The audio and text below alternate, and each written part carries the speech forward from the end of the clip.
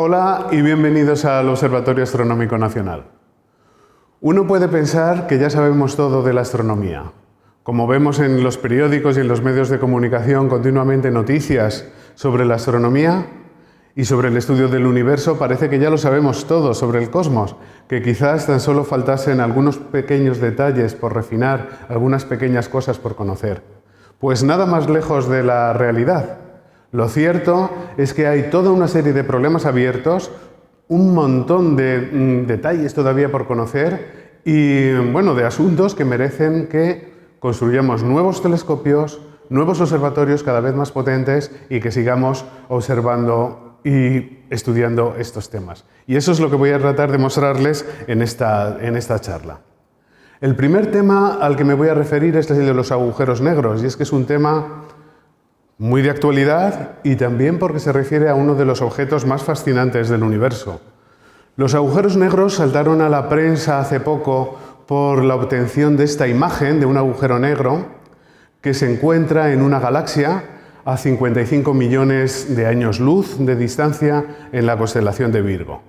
Realmente lo que vemos no es el agujero negro en sí, lo que vemos es la sombra del agujero, el material que está más cercano a la frontera del agujero. ¿Por qué apuntamos a esa galaxia para detectar este agujero? Pues porque sabíamos que en esa galaxia, en el óptico, una galaxia elíptica que muestra un pequeño chorro de materia, realmente ese chorro es un chorro descomunal, es un chorro muy energético que llega al espacio intergaláctico. Y eso se ve bien en esta imagen de colores que muestra el chorro cartografiado a 20 centímetros de longitud de onda y que muestra lo monstruoso que es este objeto, el centro de esta galaxia. Un chorro así solo ha podido ser creado por un objeto tan energético como es un agujero negro. Para obtener esa imagen del agujero negro hubo que utilizar los radiotelescopios más potentes del mundo, distribuidos por todo el planeta y trabajando al unísono, observando todos hacia la misma posición del cielo. Algunos de esos radiotelescopios están en España, por supuesto. Y bien, con este conjunto de radiotelescopios y con una técnica que se denomina interferometría, se puede llegar a simular un radiotelescopio que es tan grande como todo el planeta y que por lo tanto nos ofrece ese detalle tan exquisito que hace falta para ver la proximidad del agujero negro en esa galaxia tan lejana. Como les digo, en estas observaciones, los radiotelescopios españoles, y en concreto los que gestiona el Instituto Geográfico Nacional, el del Observatorio de Lleves y el de Pico Veleta en Granada, han jugado un papel muy importante. Pero esas observaciones no están acabadas. Se siguen realizando observaciones de ese agujero negro para ver cómo evoluciona esa materia que está alrededor suya. Queremos realmente hacer como una película de ese objeto. Y queremos ver otros agujeros negros también. Por supuesto, queremos ver el que está en el centro de nuestra galaxia. El problema es que en el centro de nuestra galaxia, para llegar a observar en esa dirección, hay una gran cantidad de polvo y de material que no nos deja observar bien, no nos deja ver bien lo que hay dentro. Pero sabemos que hay un agujero negro y lo sabemos porque unas observaciones de las estrellas más próximas a esta región del centro galáctico se puede seguir su movimiento con mucha precisión y así se ha visto que estas estrellas describen unas trayectorias vertiginosas alrededor de una posición que se denomina Sagitario A estrella. Estas estrellas, por ejemplo esta que les muestro aquí, que se llama S2, describen una órbita muy elíptica alrededor de la posición central de la galaxia, del agujero negro central, y siguiendo esa órbita, una órbita que recorre en tan solo 16 años a una velocidad vertiginosa, llegándose a acercar al agujero negro tan solo unas horas luz, o sea, una distancia muy corta en términos astronómicos. Pues bien, a partir de las observaciones de esas estrellas que han podido ser seguidas durante la órbita completa, durante 25 años se ha seguido más de un recorrido de la órbita, pues así se ha podido determinar que en esa posición hay un agujero negro que tiene exactamente 4 millones de masas solares. Ese descubrimiento, realizado por dos astrónomos, Reinhard Genzel y Andrea Ghez, ha sido el objeto del Premio Nobel de Física del año 2020. Y el tercer premiado también lo ha sido por estudios de agujeros negros. Uno piensa en un agujero negro quizás como un objeto estático y que crea un campo gravitatorio a su alrededor. Es como un poco similar a una carga que crea un campo eléctrico a su alrededor también. Pues de manera similar a que cuando tenemos dos cargas en movimiento se crean ondas y ondas electromagnéticas que se propagan por el espacio, cuando tenemos dos agujeros negros, una pareja de agujeros negros que orbitan uno alrededor del otro, también se crean unas ondas. Pero esas ondas no son electromagnéticas, son ondas gravitacionales. Son unas deformaciones del espacio y del tiempo que van propagándose por el espacio y que desde hace pocos años hemos podido empezar a detectar. Esas ondas gravitacionales nos permiten estudiar agujeros negros que son mucho menos masivos que los que están en el centro de las galaxias. Si aquellos tenían millones de masas solares o miles de millones en el caso del agujero negro en la galaxia de Virgo, estos tan solo tienen unas decenas o centenas de masas solares. Así que observando esas ondas gravitacionales que a veces llegan en un único impulso, podemos observar la colisión de una pareja de estos agujeros negros que ha estado orbitando uno alrededor del otro y que acaban finalmente cayendo uno sobre otro, fusionándose y creando esa onda que va propagándose, que va deformando un poquito el espacio y que se es capaz de detectar en la Tierra. Y estos estudios, que no han hecho más que comenzar, ya nos están dando resultados muy importantes.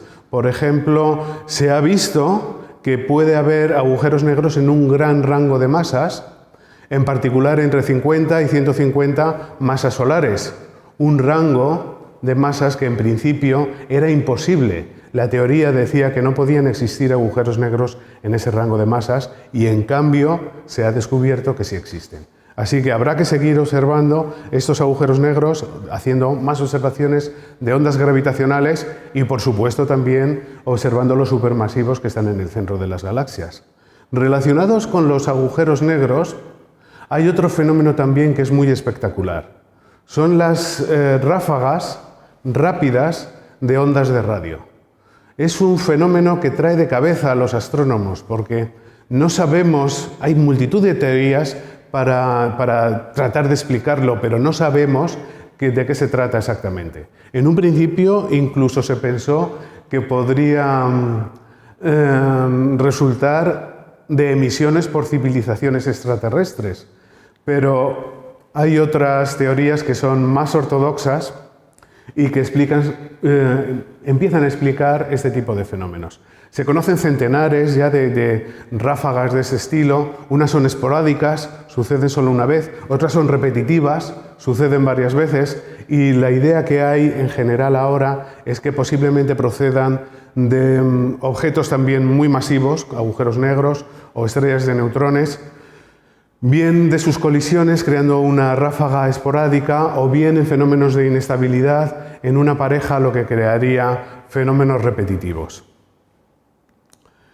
Y, por supuesto, relacionado con estos objetos que tienen lugar en galaxias lejanas, también nos interesa observar las galaxias más lejanas posibles, porque observar las galaxias más lejanas es llegar a observarlas en momentos más y más remotos. Entonces, observando cada una de estas galaxias a distancias diferentes, tenemos instantáneas del pasado de nuestro universo. Observando una galaxia a una distancia y a otra más lejana y otra más lejana aún, podemos llegar a reconstruir, esperamos, la historia de nuestro universo. Podemos llegar a hacer una película a partir de esas instantáneas y reconstruir cómo ha evolucionado el universo. Así que esto será un tema de investigación, seguirá siendo un tema de investigación muy importante también en el futuro. Y cambiando de tema, otro tema de gran importancia es el de los exoplanetas, por supuesto. Sabemos que existen más planetas que estrellas en la galaxia. Los planetas son muy abundantes, son muy numerosos. planetas habitables en la galaxia es posible que haya miles de millones.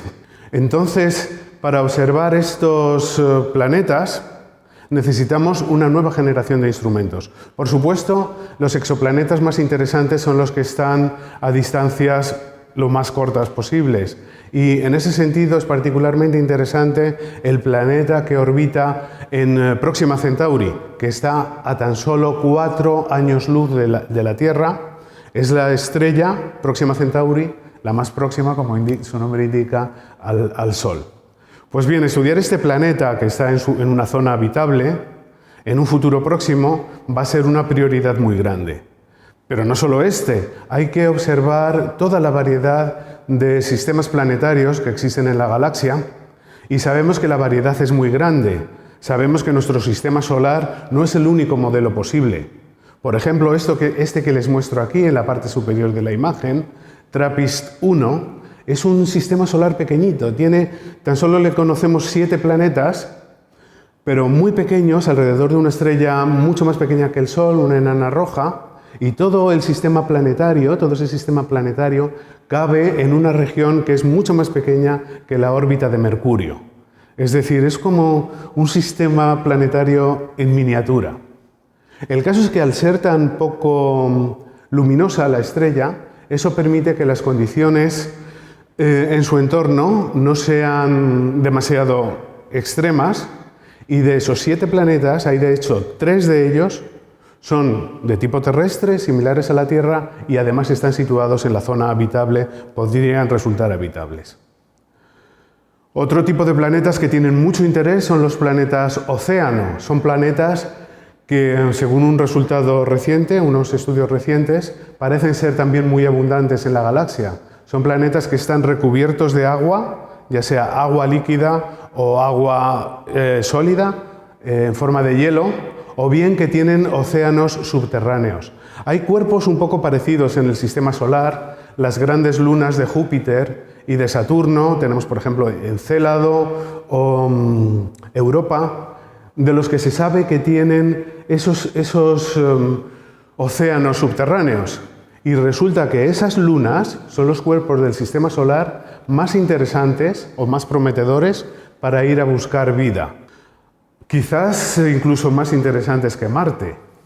Así que si estos objetos, estas lunas, son interesantes para la vida, pues estos exoplanetas, que pueden ser muy numerosos, estos planetas océano, quizás también lo sean. Así que son un objeto prioritario de estudio. Para observar estos planetas, la dificultad es que tenemos que separar la luz del planeta, la luz que refleja el planeta de su estrella, de la luz de la estrella propiamente dicha. El problema es parecido a como si quisiésemos estudiar las propiedades de un mosquito que pasa por delante del faro de una motocicleta en la noche y que está situado a muchos kilómetros de distancia. Pues ese es el reto que tenemos los astrónomos, llegar a examinar la luz que proviene del planeta, que refleja el planeta, y llegar a analizarla para ver los compuestos que existen en su atmósfera.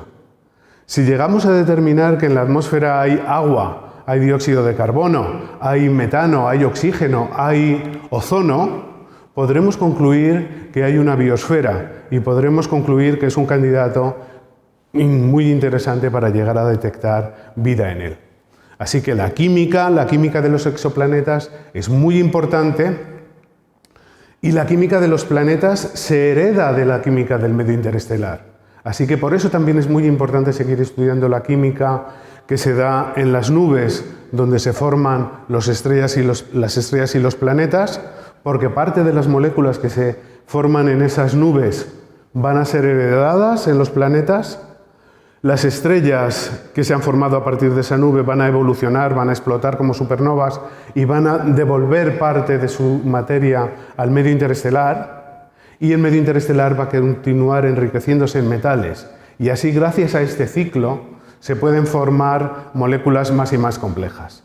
Así que estudiar la química en esos objetos y en particular en esos discos protoplanetarios que en estos momentos se empiezan a ver con muchísimo detalle, y esto es un tema de estudio muy nuevo que está empezando, estudiar la estructura de esos discos donde se forman los planetas estudiar su química va a ser también un objetivo muy prioritario durante los años que vienen.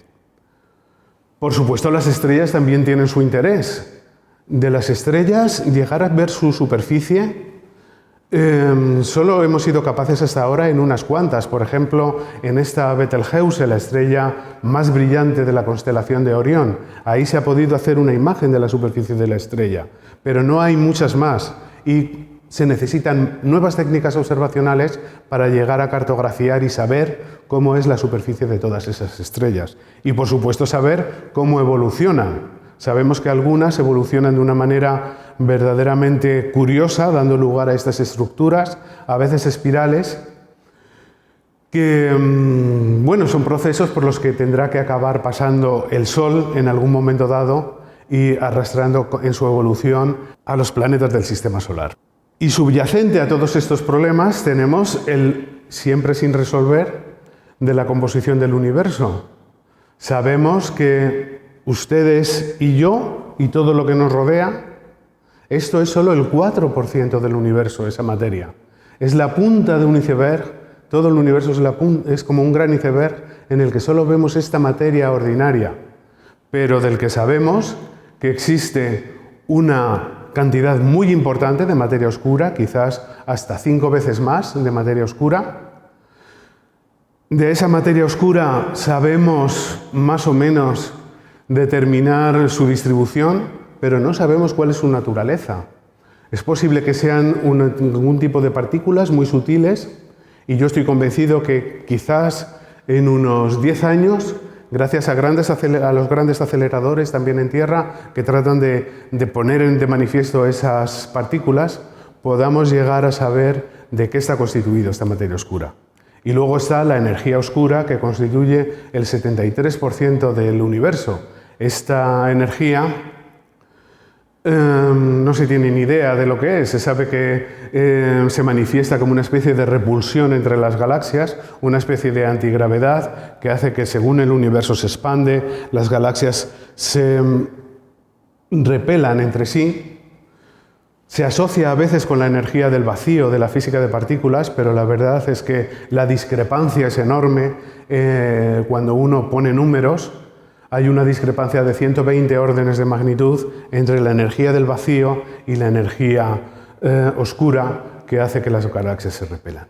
Pues bien, para observar todo esto, para enfrentarnos con todos estos problemas, en España, concretamente, disponemos de unos medios observacionales muy potentes y, por supuesto, a nivel internacional también. En España tenemos, en Canarias concretamente, una de las mejores baterías de telescopios de todo el mundo, tanto telescopios nocturnos como telescopios solares. En concreto, allí se encuentra el que es todavía el telescopio más grande del mundo, el GTC, el Gran Telescopio de Canarias, que tiene un espejo formado de 36 segmentos de más de 10 metros de diámetro. Y ya en la España peninsular tenemos el Centro Hispano de Calar Alto, donde se está haciendo un estudio muy profundo y muy potente sobre exoplanetas, un proyecto que se llama Cármenes. Y también en la península, y concretamente en Teruel, tenemos el Observatorio de Javalambre, que estudia la energía oscura. Hace observaciones también muy profundas y muy cuidadosas para tratar de poner de manifiesto algunos efectos de la energía oscura.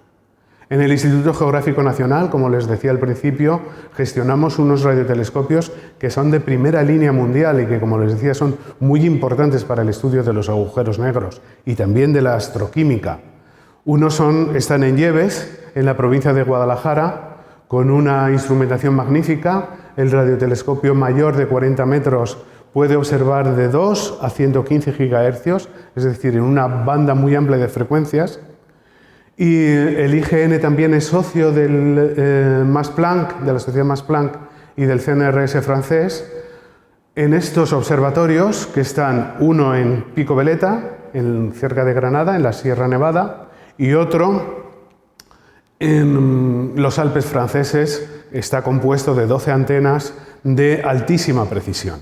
España también es copropietaria de una organización que se denomina Observatorio Europeo del Hemisferio Sur. Y es una organización que tiene los telescopios más potentes del planeta y en los sitios mejores, en los más secos, en los más altos, los que tienen los cielos más despejados, como ese observatorio de Chajnantor en el desierto de Atacama, a 5.000 metros de altitud, que está compuesto por 66 antenas de altísima precisión. Además de este observatorio ALMA, la ESO también tiene estos telescopios de 8 metros, el VLT, Very Large Telescope, que está en un cerro en Atacama, en Cerro Paranal. Estos telescopios están equipados con la instrumentación más puntera, son capaces de observar al unísono y para luego combinar la imagen, incluso en modo de interferometría, utilizando también métodos de óptica adaptativa con una estrella artificial. Son auténticas maravillas de la ingeniería. Y sobre todo esta organización está embarcada en la construcción de un telescopio de 39 metros que servirá para observar, por ejemplo, esas galaxias tan lejanas a las que me refería antes, o la luz de esos exoplanetas que tanto nos interesa analizar. Este telescopio extremadamente grande, ELT, estará situado en un cerro, el Cerro Armazones, cerca del Cerro Paranal, donde están situados los telescopios de los que les hablé antes. Las dimensiones son absolutamente impresionantes de este telescopio cuando uno lo compara con otros edificios que nos son familiares. Las obras han empezado y esperamos que en unos años este telescopio esté listo para poder observar el universo y poder estudiar todos estos problemas de que les hablaba en la primera parte.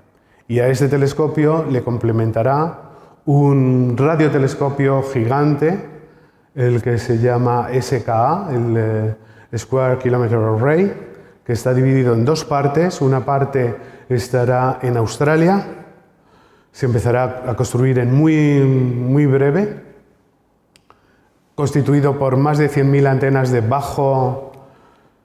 baja frecuencia, pero repartidas sobre un área muy grande. La ambición es en un futuro llegar a tener más de 500.000 de estas antenas. Y la segunda parte del observatorio estará en África del Sur, en Sudáfrica, compuesto inicialmente por 197 parábolas, repartidos en un área de 50 kilómetros, pero la ambición nuevamente es llegar a tener unas 2.500 parábolas de este estilo. Y no hay que olvidar el espacio. Los telescopios espaciales son muy importantes en nuestros días. El telescopio James Webb se lanzará en breve y sustituirá finalmente al Hubble y nos ocasionará nuevamente una revolución de la astrofísica.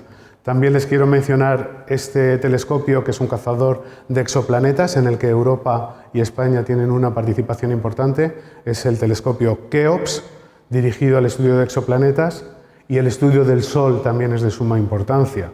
Y España está muy comprometida en este telescopio Solar Orbiter, que ya está funcionando y está enviando datos del Sol. Las tormentas solares son una amenaza segura y tenemos que monitorizar el Sol y saber cómo funciona, saber todo lo más que podamos de él. Pues bien, como vemos, espero haberles convencido de que estamos viviendo verdaderamente en una edad de oro de la astrofísica. Los descubrimientos que nos esperan son insospechados. Los telescopios van a ser fantásticos, capaces de ofrecernos unos detalles en los que nunca habíamos pensado. Así que debemos sentirnos muy afortunados por vivir en esta época en la que se producen más y más descubrimientos y, bueno, debemos seguir con estas ganas de investigar y de seguir adelante. Muchas gracias.